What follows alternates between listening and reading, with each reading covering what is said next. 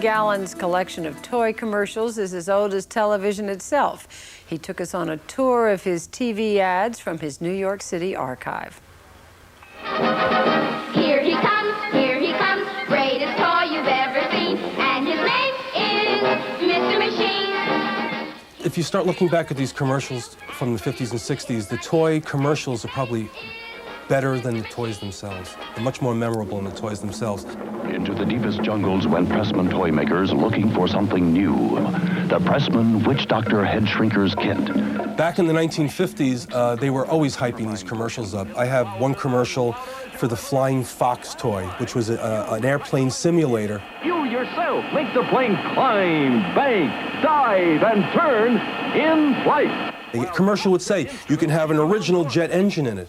With real motor-driven jet prop engines. So when you played the toy at home, all you had was the motor, the electric motors going, and they didn't have the sounds at all. Up until the start of television, all the toy companies were mom-and-pop type companies. But all of a sudden, they started being asked to advertise on television. The first programs to come on television for kids were Westerns. Hopalong Cassidy was the first to enter, then Roy Rogers. From 1950 through the 60s, you had over 32 Westerns on television.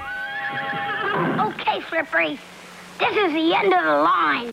So every kid in America had to have their own Phantom 50 gun. They had to have their holster, the whole setup.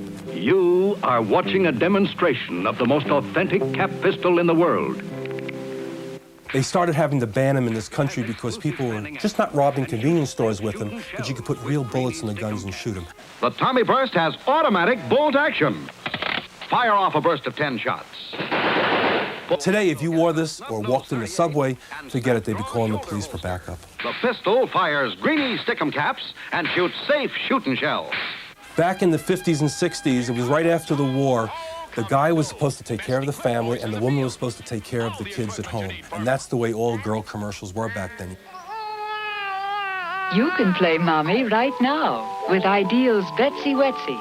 You had Tiny Tears, Betsy Wetsy, and what were they?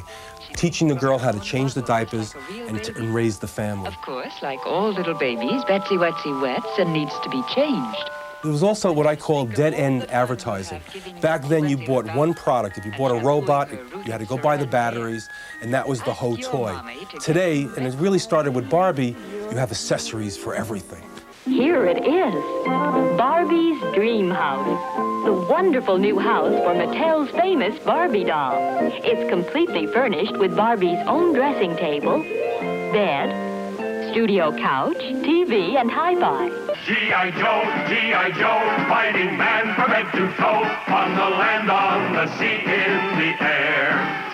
G.I. Joe came 5 years after the success of Barbie. All of a sudden, Hasbro realized they can have a larger size doll for boys, but it wouldn't be looked at as a boy playing with a doll.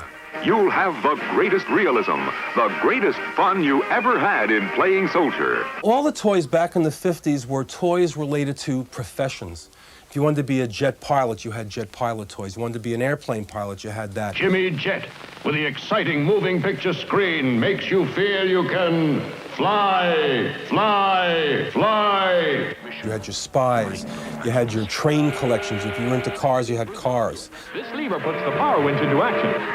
And Big Bruiser does it again. Back then, if you had your gun commercials, you had your doll commercials, people weren't making TV shows out of it. Everything today is a hype for a toy or some type of product to sell. If you see a movie today or a television show, it's almost like a 30-minute or a 2-hour commercial for a toy product. Captain Picard orders full shields from Lieutenant LaForge in engineering. Suddenly there's an alien presence on the ship. Back then, if you had a John Wayne movie, you didn't have John Wayne products after that.